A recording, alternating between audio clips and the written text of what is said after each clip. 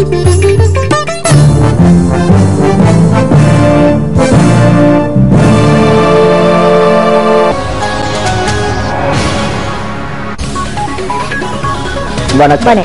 நீங்கள் இணைந்திருப்பது ரூபவாகினியின் பிரதான செய்திகளோடு.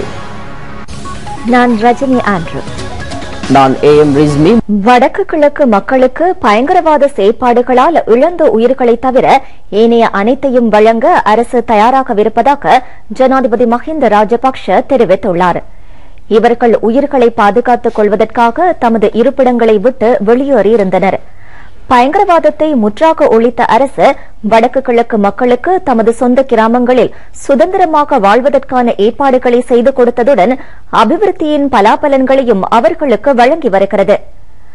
அம்பாறை ஹாடி உயர் தொழில்நுட்ப கல்லூரியில் இன்று நடைபெற்ற வைபவத்தில் ஜனாதிபதி இதனை தெரிவித்தார். வடக்கு கிழக்கு மக்களுக்கு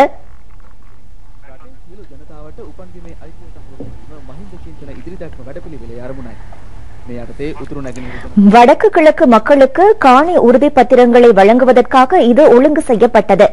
நாட்டில் அனைவருக்கும் சொந்த மண்ணில் உரிமையை வழங்குவது மஹிந்த சிந்தனை கொள்கை திட்டத்தின் ஒரு நோக்கமாகும். இதற்கமைய வடக்கு கிழக்கு மக்களுக்கு 1000 காணி துண்டுகளுக்கான உறுதி பத்திரங்கள் வழங்கப்பட்டன. அரச காணிகளில் அத்துமீறி குடியேறியுள்ளவர்களுக்கும் சட்டப்படியான உறுதி பத்திரங்கள் வழங்கப்படுகின்றன. வசிப்பதற்கும் விவசாயத்திற்கும் 20 பேச்சஸ் தொடக்கம் 3 ஏக்கர் வரையான காணி துண்டுகள் வழங்கப்பட உள்ளன. இதனை பிரதிபலிக்கும் வகையில் ஜனாதிபதி காணி உறுதி பத்திரங்களை வழங்கினார். මේ රටේ උරුමයක් ඔබට ලබා දීම තමයි එක පැත්තකින් අපි පෙන්වුම් කරන්න යන්නේ. ඔබ කිසි කෙනෙක් මේ උපම් බිමේ බෝඩින් කාර්යෝ කරන්න අපි බලාපොරොත්තු වෙන්නේ නැහැ. ඔබ මේ බිමේ උරුමකාරීන්. ඒක නිසා ජාතිවාදය පතුරවන්නට කටයුතු කරන සමහර පටු දේශපාලන මතවදරණ පුද්ගලයන් කරන වැඩ පිළිබඳවත් ඊයින් නොමගට යන්නේ නැතුව කටයුතු කිරීමත් ඔබේ යුතුයකමක් හා වගකීමක් වශයෙන් මා දකිනවා. අපි අඩිය තියපු ගමන ආපස්සට ගන්නේ නැහැ. රටට බත් දෙන තමුන්නාන්සලා 120ක් පමණ ගොවිතැන් වලින් හාල් නිෂ්පාදනය කරන තමුන්නාන්සලා ළඟම කියන තේමාව තුලත් ඉදිරියට කෘෂි ආර්ථිකය ශක්තිමත් කළා දේශීය චින්තනය තුලින් මේ මහා පොළොව සරුසාර කරන්නට ඔබට හැකි වේවායි අපි ප්‍රාර්ථනා කරනවා. இலங்கையின் அனைத்து இன மக்களும் வரலாற்று காலம் தொடக்கம் ஒற்றுமையாக வாழ்ந்து வந்ததாக வரலாற்று ஆசிரியர்கள் சுட்டிக்காட்டியுள்ளனர். அதனை சீர்குலைக்கும் வகையில் முன்னெடுக்கும் இனவாத கருத்துக்களையும் அமைப்புகளையும் முற்றாக புறந்தள்ள வேண்டும் என்று அவர்கள் வலியுறுத்தியுள்ளனர். இலங்கை பல நூற்றாண்டு கால வரலாற்றை கொண்டுள்ளது. கிறிஸ்துவுக்கு பின் 4ஆம் நூற்றாண்டில் எழுதப்பட்ட தீபவான்சய என்ற நூலில் சிங்களம் என்ற சொல் முதற் தடவையாக இடம்பெறுகின்றது. பின்னர் சிங்கள தீப, சிங்களயங்கே ராட்ட ஆகிய நூல்களில் இந்த சொல் பயன்படுத்தப்பட்டுள்ளது. இது தொடர்பாக புராதன தமிழ் நூல்களும் பல்வேறு கருத்துக்களை முன்வைத்துள்ளன. இலங்கையில் சிங்கள இனத்தின் ஆரம்பம் விஜய மன்னனின் வருகையுடன் இடம்பெறுவதாக வரலாற்று நூல்கள் தெரிவித்துள்ளன. கலிங்க தேசம், வங்கம் போன்றவற்றை பின்னணியாக கொண்டு எழுதப்பட்ட சிங்கப்பாகு, சிங்கவள்ளி கதைகளில் சிங்கள இனத்தின் தோற்றம் பற்றி குறிப்பிடப்படுகின்றது. பாலி மற்றும் சமஸ்கிருத மொழிகள் சிங்கள மொழியின் தோற்றத்திற்கு வழிவகுத்துள்ளன. வரலாற்று காலம் தொடக்கம் இருந்த கலாசார தொடர்புகள் இதனை சித்தரிக்கின்றன. ஜெனீவா மனித உரிமைகள் பேரவையில் இலங்கைக்கு எதிராக வாக்களித்து இந்தியா பிராந்திய நண்பர் ஒருவரை இழந்துவிட்டதாக அந்நாட்டு புத்திஜீவிகள் தெரிவித்துள்ளனர். NDTV அலைவரிசையில் அண்மையில் நடத்திய விசேட அரசியல் கலந்துரையாடல் ஒன்றில் இந்த தகவல் வெளியிடப்பட்டது. இலங்கை அரசு தமிழ் மக்களின் காணிகள், மதஸ்தலங்கள் என்பவற்றை கூட கொள்ளையடித்து வருவதாக LTT ஆதரவு அரசியல்வாதிகள் குற்றம் சுமத்தி வருகின்றனர். இது அடிப்படையற்றது என்று இந்திய புத்திஜீவிகள் தெரிவித்துள்ளனர். இதனை அவர்கள் நிரூபித்தும் காட்டியுள்ளனர். தமிழ்நாட்டில் LTT ஆதரவு அரசியல் கட்சிகள் மற்றும் பிரதிநிதிகள் உட்பட அவர்களுக்காக தோற்றும் மனித உரிமைகள் செயற்பாட்டாளரின் உண்மை நிலைமை இதன் மூலம் வெளிச்சத்திற்கு கொண்டுவரப்பட்டுள்ளது. இந்த நடவடிக்கைகள் இந்திய வெளிநாட்டு கொள்கையை போலியான முறையில் மாற்றும் ஒரு செயல் என்று பாரதிய ஜனதா கட்சி உறுப்பினர் சாஸ்திரி சாரி தெரிவித்துள்ளார். அவர் தனது கருத்தில், எமது பிராந்தியத்தில் உள்ள பிரச்சினை அனாவசியமான முறையில் சர்வதேசமயமாக்கப்பட்டுள்ளது. இது இந்திய வெளிநாட்டு கொள்கைகளை தவறான முறையில் மாற்றிய ஒரு நிலைமையாகும். இதன் மூலம் நாங்கள் பிராந்தியத்தில் ஒரு சிறந்த நண்பரை இழந்துள்ளோம். இது இந்திய இலங்கை உறவுகளில் சர்வதேசம் அனாவசியமாக தலையிடுவதற்கான வாய்ப்பை வழங்கியுள்ளது. இந்த தவறு கடந்த வருடமும் இடம்பெற்றது என்று கூறினார். இந்தியாவின் இந்த நடவடிக்கை இரு நாடுகளுக்கும் இடையிலான நீண்டகால நட்புறவுக்கு பெரிய பாதிப்பு என்று முன்னாள் தூதுவர் MK பத்ரகுமார் தெரிவித்துள்ளார். அவர் தனது கருத்தில் வெளிநாட்டுக் கொள்கை என்பது ஒரு நாட்டின் உள்நாட்டுக் கொள்கையின் பிரதிபலிப்பாகும். இந்த நடவடிக்கை மூலம் இந்திய மக்களின் தேசிய அபிலாசைகள் கூட திருப்திகரமாக நிறைவேற்றப்பட மாட்டாது. இது இரு நாடுகளின் தொடர்புகளுக்கு பாரிய பாதிப்பாகும். தெற்காசிய நாடுகளில் ஜெனீவாவில் இலங்கைக்கு எதிராக இந்தியா மாத்திரமே வாக்களித்தது. பாகிஸ்தான், மாலைதீவு என்பன இலங்கைக்கு ஆதரவு அளித்தன. ஜப்பான் நடுநிலை வகித்தது. ஏனைய ஆசிய நாடுகள் இலங்கைக்கு ஆதரவாக செயற்பட்டன என்று குறிப்பிட்டார். தேசத்திற்கு மகுடம் தேசிய அபிவிருத்தி திட்டத்தின் கீழ் திருக்கோவில் பிரதேசத்தில் கலாசார மத்திய நிலையம் ஒன்று நிர்மாணிக்கப்பட உள்ளது. கலாசார மற்றும் கலை அலுவல்கள் அமைச்சு இதற்காக 12 மில்லியன் ரூபாவை செலவிட உள்ளது. அம்பாறை மாவட்ட பாராளுமன்ற உறுப்பினர் PH பியசேனவின் அழைப்பின் பேரில் திருக்கோவில் பிரதேசத்திற்கு சென்ற அமைச்சர் TB ஏகநாயக்க பிரதம அதிதியாக கலந்து கொண்டு கலாசார மத்திய நிலையத்திற்கான அடிக்கல்லை நாட்டி வைத்தார். இந்த நிகழ்வில் கிழக்கு மாகாண சபை உறுப்பினர் T நவரத்னராஜா, அமைச்சின் செயலாளர் வசந்த் ஏகநாயக்க உள்ளிட்ட முக்கிய அதிகாரிகளும் பொதுமக்களும் கலந்து கொண்டார்கள்.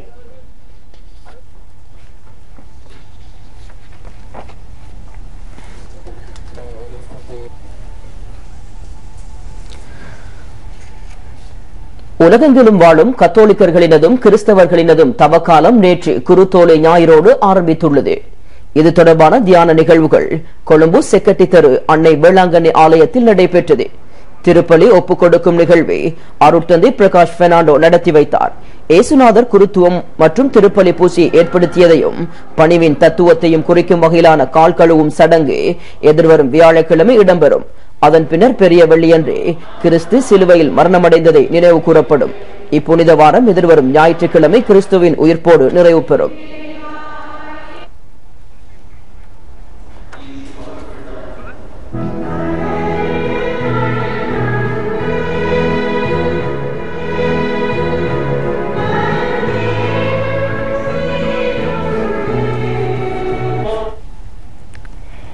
இலங்கையின் முக்கிய சுற்றுலா கேந்திர நிலையமாக கிழக்கு மாகாணத்தை மாற்றியமைப்பதற்கான நடவடிக்கைகள் மேற்கொள்ளப்பட்டு வருவதாக மாகாண அமைச்சர் ஹாபிஸ் நசீர் அகமது தெரிவித்துள்ளார். இதற்காக விசேட குழு ஒன்று அமைக்கப்பட்டுள்ளது. நேற்று பொத்துவில் பிரதேசத்தில் உள்ள முச்சக்கர வண்டி சாரதிகளில் சுற்றுலா பயிற்சியை முடித்தவர்களுக்கு அடையாள அட்டை மற்றும் சான்றிதழ்களை வழங்கி வைக்கும் நிகழ்வில் பிரதம அதிதியாக கலந்து கொண்டு அவர் உரையாற்றினார்.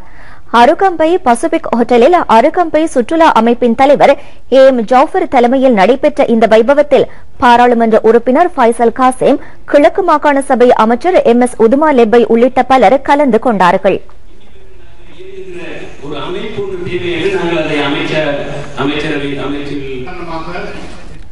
அண்மை காலமாக அம்பாறை மாவட்டத்தில் யானைகளின் தொல்லை அதிகரித்து வருகின்றது. இன்று நீத்தை பிரதேசத்திற்குள் பகல் நேரத்தில் சுமார் 50க்கும் மேற்பட்ட யானைகள் பிரவேசித்து விவசாய நிலங்களையும் குடியிருப்பு நிலங்களையும் சேதப்படுத்தியுள்ளது. அதேபோல் அட்டாளச்சேனை, பாலமுனை, ஆலிம்சேனை, ஆலங்குளம் போன்ற கிராமங்களிலும் யானைகளின் தொல்லை அதிகரித்துள்ளது. இந்த பிரச்சனையை கருத்தில் கொண்டு வனவிலங்கு பாதுகாப்பு திணைக்கள அதிகாரிகள் நடவடிக்கை எடுக்க வேண்டும் என அப்பகுதி மக்கள் கூறியுள்ளனர். 7வது தேசத்திற்கு மகுடம் தேசிய அபிவிருத்தி கண்காட்சி தற்போது 3வது நாளாக அம்பாறை ஹாடி உயர் தொழில்நுட்ப கல்லூரி வளாகத்தில் இடம்பெற்று வருகிறது. இன்றைய தினமும் பெரும் எண்ணிக்கையான மக்கள் இந்த கண்காட்சியை பார்வையிடுவதற்கு வருகை தந்த வண்ணம் உள்ளனர். இது சம்பந்தமாக மேலதிக தகவல்களை அங்கிருந்து வழங்குகின்றார் எமது விசேட செய்தியாளர் CBM ஷியாம். வணக்கம் ஷியாம். கிழக்கினரின் வியத்தகு விந்தையாம் டயட்டக்குள்ள 2013 தேசத்திற்கு மகுடம் தேசிய அபிவிருத்தி கண்காட்சி இன்று 3வது நாளாக கிழக்கு மாகாணத்தின் அம்பாறை மாவட்டத்தில் உள்ள ஆடி உயர் தொழில்நுட்ப வளாகத்திலே 120 ஏக்கர் நிலப்பரப்பில் 320 காட்சி கூடங்களுடன் மிகவும் கோலாகலமான முறையில் இங்கே இடம்பெற்றுக் கொண்டிருப்பதை காணக்கூடியதாக இருக்கின்றது.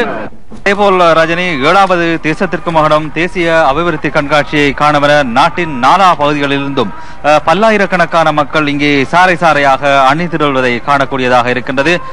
இம்முறையும் ஊடகத்துறை அமைச்சினால் ஊடக வலயம் ஒன்று ஏற்படுத்தப்பட்டிருக்கின்றது. இந்த ஊடக வலயத்திலே 25க்கும் மேற்பட்ட அரச மற்றும் தனியார் அச்சு மற்றும் இலத்திரனியல் ஊடகங்களின் காட்சி கூடங்கள் இங்கே வைக்கப்பட்டிருக்கின்றது. இன்று அதிமேதக ஜனாதிபதி மஹிந்த ராஜபக்ஷ அவர்கள் இலங்கை ரூபவாகினி கூட்டுத்தாபனத்தின் அமைக்கப்பட்ட பிரமாண்டமான அந்த காட்சி கூடத்திற்கு வருகை தந்து அங்கு இடம்பெறும் நேரடி ஒளிபரப்புகளை அவர் நேரில் சென்று பார்வையிட்டதையும் நாம் உங்களுக்கு அறிய தருகின்றோம். ரஜினி, மேலும் ஒன்றை நாங்கள் குறிப்பிட வேண்டும். இந்த இடத்தில் இந்த கண்காட்சியை பார்வையிட கிழக்கு மாகாணம் உட்பட நாட்டின் பல்வேறு பகுதிகளிலிருந்தும் வரும் பல்லாயிரக்கணக்கான பாடசாலை மாணவர்களையும் இங்கே காணக்கூடியதாக இருக்கின்றது. அவர்களுக்கு நாங்கள் ஒன்றை குறிப்பிட வேண்டும் என்னவென்றால், மாணவர்களின் நலன் கருதி மீண்டும் ஒரு முறை நாம் இதனை ஞாபகப்படுத்துகின்றோம் என்னவென்றால், பாடசாலை சீருடையுடன் வரும் மாணவர்களுக்கு இந்த கண்காட்சியை பார்ப்பதற்கான அனுமதி இலவசம் என்பதை நாங்கள் தெரிவித்துக் கொள்கின்றோம். இந்த கண்காட்சியானது 3வது நாளாக மிகவும் சிறப்பான முறையிலே இங்கு இடம்பெற்றுக் கொண்டிருக்கின்றது. பல்லாயிரக்கணக்கான மக்கள் இந்த கண்காட்சியை பார்வையிட வண்ணம் உள்ளனர். அந்த வகையிலே இங்கே கண்காட்சியை காண வந்த ஒருவரிடம் எமது கருத்தினை கேட்போம். ஆமாம், நீங்கள் உங்களது பேரை கூறுங்கள். நான் கபூர், SME கபூர், கட்டளையில் வந்திருக்கிறேன். ஆமாம், இந்த கண்காட்சியை பற்றி நீங்கள் என்ன நினைக்கின்றீர்கள்? மிக அருமையான கண்காட்சி. இந்த பகுதியில் வாழக்கூடிய மக்களுக்கு மிக பிரயோசனமாக இருக்கின்றது. குறிப்பாக மாணவர்களுக்கு, பாமர மக்களுக்கு, கொழும்பு மாநகரில் இருக்கின்ற ஒவ்வொரு அரசு திணைக்களங்கள், காரியாலயங்கள், அரசு நிறுவனங்களின் நிகழ்ச்சிகளை நேரடியாக சென்று பார்க்க முடியாத பாமர மக்கள் இந்த பகுதியில் வாழக்கூடிய மக்களை பார்க்கக்கூடிய சந்தர்ப்பம் ஒன்று கிடைத்திருக்கின்றது. ஆகவே அந்த வகையில் நாங்கள் அரசாங்கத்தின் அபிவிருத்திகளும் கடந்த காலங்களில் நடந்திருக்கிற திட்டங்களை பற்றி சாதாரண மக்கள் பார்ப்பதற்கு சிறப்பாகவும் வடிவாகவும் இருக்கின்றது. வந்திருக்கின்றோம். மட்டக்களப்பிலிருந்து வந்த நாங்கள் இங்க பாக்குறதுக்கு ஒரு பெருமையா இருக்கின்றது. சாந்தியும் சமாதானம் நிறைஞ்ச இந்த நாட்டில் இப்படி ஒரு கண்காட்சி ஒரு ஜனாதிபதி அவர்கள் நடத்தி வச்சிருக்கிறார் என்பது பெரும் மகிழ்ச்சி அடைகின்றோம். ஆமாம், எனவே பார்வையாளர்களே, நீங்களும் கூட இந்த கண்காட்சியினை கண்டுகளிக்க அனைவரையும் அன்பு கரம் நீட்டி அழைக்கின்றோம். வருக வருக என இலங்கை ரூபவாகினியின் செய்திக்காக CBM ஷியாம், அம்பாறை ஹாடி தொழில்நுட்ப வளாகத்திலிருந்து. நன்றி ஷியாம். சம்மாந்துறை தீவுவட்டை பகுதியில் யானைகள் கூட்டமாக வருவதால் பிரதேச மக்கள் இரவு நேரங்களில் வெளியே செல்வதற்கு அஞ்சுவதாக எமது பிராந்திய செய்தியாளர் தெரிவிக்கின்றார். இத்தீவுவட்டை பகுதியை அண்மித்த கிராமங்களான சாய்ந்தமருது, கல்முனை, காரைத்தீவு ஆகிய பிரதேசங்களிலும் யானைகள் பற்றிய அச்சம் அதிகரித்துள்ளது. காட்டு யானைகளை கிராமங்களுக்குள் வரவிடுவதற்கு தடுப்பதற்கு சம்பந்தப்பட்ட அதிகாரிகள் நடவடிக்கை எடுக்க வேண்டும் என மக்கள் வேண்டுகோள் விடுத்துள்ளனர். மக்களின் நன்மைக்காக அரச கொள்கைகளை நடைமுறைப்படுத்துவது அரச ஊழியர்களின் பொறுப்பு என்று ஜனாதிபதி மஹிந்த ராஜபக்ஷ தெரிவித்துள்ளார். அம்பாறை தேசத்திற்கு மகுடம் கண்காட்சி வளவில் நடைபெற்ற நிகழ்வொன்றில் உரையாற்றும் போது ஜனாதிபதி இதனை குறிப்பிட்டார்.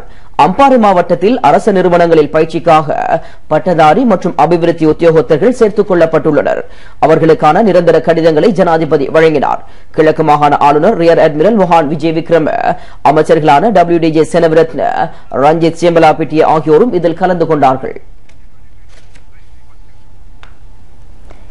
இலங்கையுடன் தொடர்புகளை பலப்படுத்திக் கொள்வது இந்தியாவின் எதிர்காலத்திற்கு பெரிதும் முக்கியத்துவம் வாய்ந்ததாக அமையும் என்று தி ஹிந்து இணையதளம் சுட்டிக்காட்டியுள்ளது.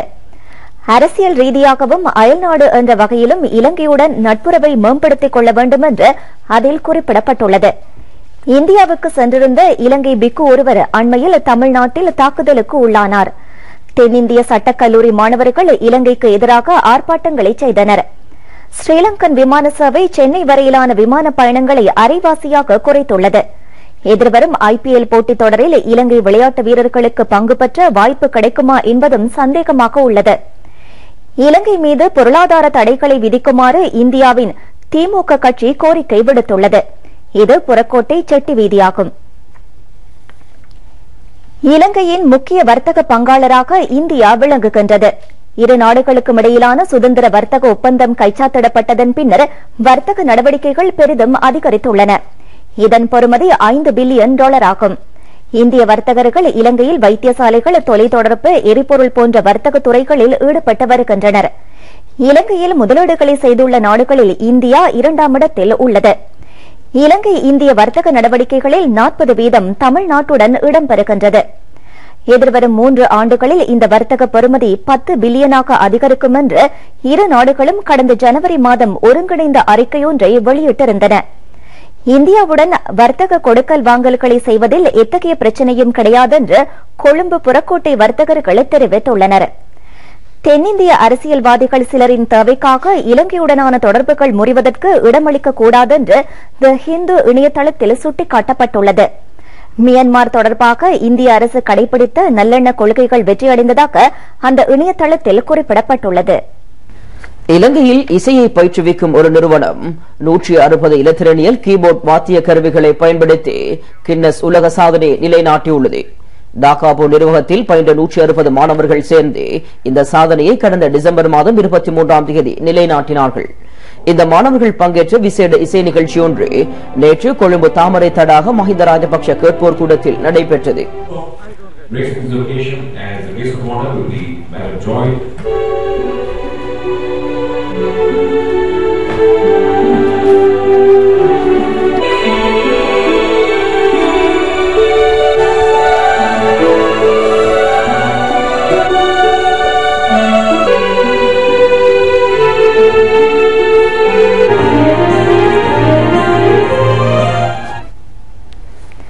இளவாலை தமிழ்மணி கே அருந்தவராஜா எழுதிய 6 நூல்களின் அறிமுக விழா நேற்று மாலை கொழும்பு தமிழ்ச்சங்கத்தின் சங்கரப்பிள்ளை மண்டபத்தில் நடைபெற்றது. ஜெர்மனியில் தமிழர் வரலாறு, காலச்சுவடுகள், தாலி, ஆன்மாவின் வாசனை, தாய் நிலம், நலமாய் வாழ் ஆகிய நூல்கள் அங்கு அறிமுகப்படுத்தப்பட்டன. சைவப்புலவர் எஸ் செல்லத்துறை தலைமையில் நடைபெற்ற இந்த விழாவில் முதன்மை விருந்தினராக பொதுச்சேவை ஆணைக்குழு உறுப்பினர் உடுவை தில்லை நடராஜா கலந்து கொண்டார். 6 நூல்களின் முதல் பிரதிகளையும் புரவலர் ஹாஷிம் ஓமர் பெற்றுக் கொண்டார்.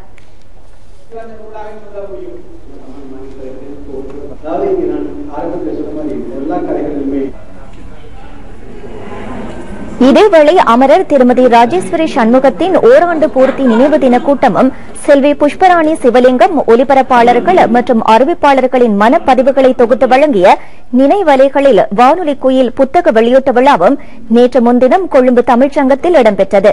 இந்நிகழ்வில் ஊடகவியலாளர்கள், கலைஞர்கள் என பலரும் கலந்து கொண்டார்கள்.